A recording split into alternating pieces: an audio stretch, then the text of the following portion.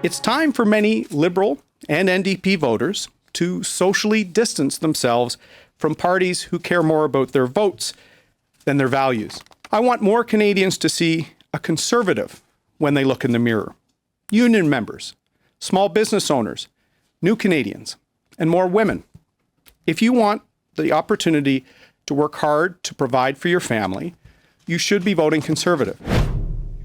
Aaron O'Toole there reaching out to voters from all parties, asking that they reconsider the Conservatives under his leadership. O'Toole won the race to replace Andrew Scheer partly because of the backing of social Conservative voters who chose him as their second or third choice. Will he be able to appeal to progressive voters across the country? And what about the possibility of an election? Is the NDP ready? Jagmeet Singh is the leader of that party. Hi, Mr. Singh. Good to see you as always.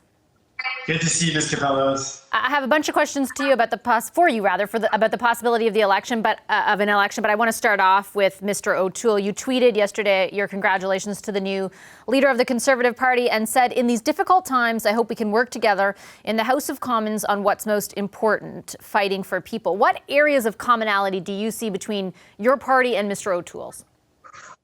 Well, I'm remaining hopeful that the Conservative government or the Conservative Party will change their previous track. They seem to have not been focused on people, but I'm hoping that we can do that. And the focus that I think most people want to see is a focus on making sure there's help for people when CERB ends, so EI changes that'll be there for all Canadians, all workers.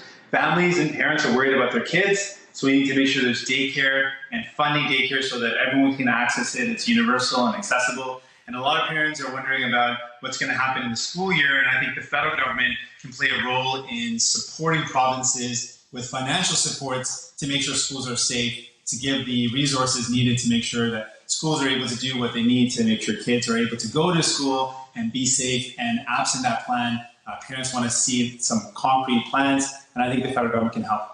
You mentioned, whether or not they will change under this leadership. And I was thinking today, as I was preparing for my interview with you, of another one we had done months before the last election. And it followed Mr. Scheer and the whole sort of conversation around his lack of clarity or his stance on LGBT issues. A large portion of Mr. O'Toole's win was derived from the support of social Conservatives. But in his press conference today, he was, pretty unequivocal. Here's where I stand. I've been clear on my voting record. My question for you is whether or not, do you feel differently about Mr. O'Toole than you do about Mr. Scheer? Because you went pretty far with Mr. Scheer. You said you'd never prop up a minority government led by the Conservatives. Well, on those issues, in terms of a woman's right to choose and the support for the SOGI community, the LGBTQ community, it seems like Mr. O'Toole is in line with where Canadians are in terms of supporting people, who they are, supporting women's right to choice. Those are a positive sign. So those are starting points for New Democrats who wouldn't even be able to enter into a discussion with a group or a party that didn't believe in those fundamental rights of women, of people to be who they are, the LGBTQ community. So that's a positive sign. But really what we've seen from Conservatives that to me is a bigger concern right now is that they seem to be focused on austerity, cutting the services that families need, cutting back on the programs that people depend on. And that to me is the wrong thing. So I'm hoping that we can continue to deliver the help that Canadians need, that small businesses need, that families need, that people need, that workers need. That's really what I want to see in terms of ability to work together is will all the parties work together to make sure families and Canadians can get the help that they need to get through these difficult times. I want to talk about those federal programs, and namely that the Liberals plan to introduce in just under a month a throne speech in which they will outline kind of what they're doing with those programs and face a confidence vote. Have they reached out to you and your party about what you'd like to see in the throne speech? Not directly. We've had conversations in past the throne speech as well as with bills when the Liberal government was looking for support, and that's why we were able to fight for changes, fight for programs to help more people out. And we were successful in having the Liberal government support our vision, which was to include students or to include seniors or include people living with disabilities. So we're hopeful again that we are ready if the Liberal government wants to work with a party that is committed to helping people. We are there. We've shown again and again that we have a clear vision around making sure supports get to those in need. And so we're open to having those conversations, but they haven't happened yet at the Prime Minister, to me, is leader level. there are some communications going on between the House leaders and between other elements of our parties, but I'm looking forward to further conversations. From your perspective, despite the leader-to-leader conversation not having happened at this point and not yet, is there, like, if you could identify for our viewers, two priorities, two hills for you that are worth dying on for this specific throne speech and the agenda that the government is putting forward, what would they be? Well, I would look at what's the immediate need of people. That's what our focus. People are in need. They need supports. So the top of mind things that I hear from people right now in terms of immediacy is parents that need to know that their kids are safe. So that's why we've been talking about childcare, and there's been some movement on that, but not enough. And so we're pushing on childcare as well as supports for families to make sure that their kids can go to school safely. So federal support for provinces to be able to deliver that type of support. And then I would say it would be the immediacy around the CERB ending and the changes to EI. We want to see that permanent. We want to see the support, something that is enough for someone to be able to live with dignity. So we think the $2,000 amount is the right amount. And so these are some of the things that are our top priorities. Help to families to be able to go to school, for their kids to be able to be safe in daycare or childcare, and then immediate help to families and people that are unable to find work. The paid sick leave piece is something that we've seen that the government is moving on. That's something that we fought hard for. So those are some of the top line things. And then broadly, I guess beyond that would be the recovery that invests in people, not the conservative approach, which was to give billions of dollars to companies that ended up not using it or shipping their jobs to another country. We want to see investments in Canada to create jobs that are here. From a political perspective, help me interpret what you just said. If you are to see, for example, a $10 billion investment outlined in the throne speech for childcare and the increase to EI, last week the government announced they intended, and I think that's what you were getting at, they intended to make it around $1,600 a month, and your party's been asking for $2,000. If you saw those things, are you prepared to support the government going forward rather than, join with opposition parties if they should vote against it?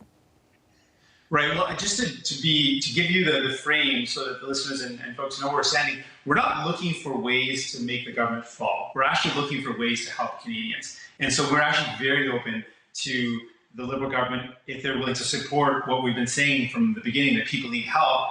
If they're willing to help people, if they're willing to support our vision around how to make sure their response is more caring and more inclusive, then we're looking to find ways to work together, because we want to help Canadians. That's really our focus. We're not trying to posture and find a way strategically, when is it best for us to go to an election? We're in the midst of a pandemic, in a crisis. I think the most appropriate and responsible thing to do is to focus in on the help that people need. So we're looking for a way to continue to help people. That's really our focus, not looking for a way to make the government collapse or to force an election. I take your word on that, and I take your point on that. From a purely political perspective, let me ask you bluntly, though, are you unprepared to go to an election and therefore don't want to force it on the government?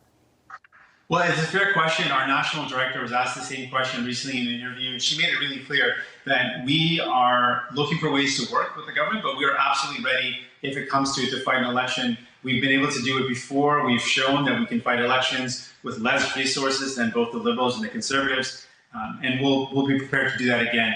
The fact of an election or not is not why we make a decision. We want to make sure that it's in the best interest of Canadians. And if that means fighting an election, we're ready for that. But we're not looking for that. We're looking for ways to make sure people get help in a pandemic. I have to challenge you, Mr. Singh, on the idea of your party being ready, apart from obviously all the machinations and all the the work, the organizing that goes into it. Just from a purely financial perspective, I listened to, or I read the results of that interview with Ms. McGrath, and she talked about how you've paid down a lot of the debt, but there's still $1.5 million owing.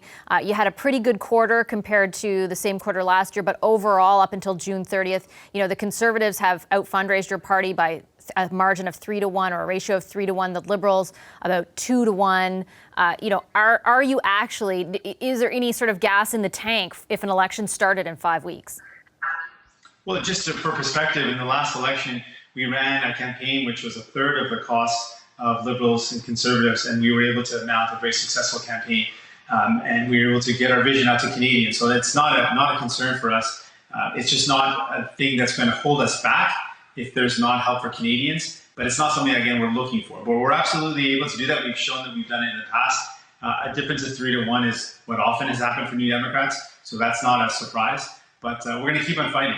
We know that people need help, and that's going to be our focus. To be fair, though, I mean, I know that your party and yourself, we were successful compared to what the expectations were as set out in the media. I remember hearing it often from New Democrats who came on the show, but you still weren't successful compared to previous results in elections. And did finances have something to do with that? Well, I would say, I mean, we're ready to fight an election if that's what it comes to. But again, it's not really our focus. So I'd rather, spend that energy and that focus on what people need. And in a pandemic, in a crisis where we know there's so many people that are worried about their jobs, they're worried about whether the kids can go to school, they can't find affordable daycare, they're worried about, what's the future going to hold. I think that the right thing to do in this circumstance is to focus in on making sure people get that help. But it's not going to stop us if it comes down to it and the Liberal government's not willing to do what's needed for people and we can't continue to fight and make wins, then we'll fight an election. But again, our focus isn't that. Our focus is on people. Okay, I'll leave it there. Mr. Singh, appreciate your time as always. Thank you. Thank you. Take care. Hi, I'm Vashi Capellos, host of Power in Politics. See more of our show by subscribing to the CBC News channel or click the link for another video.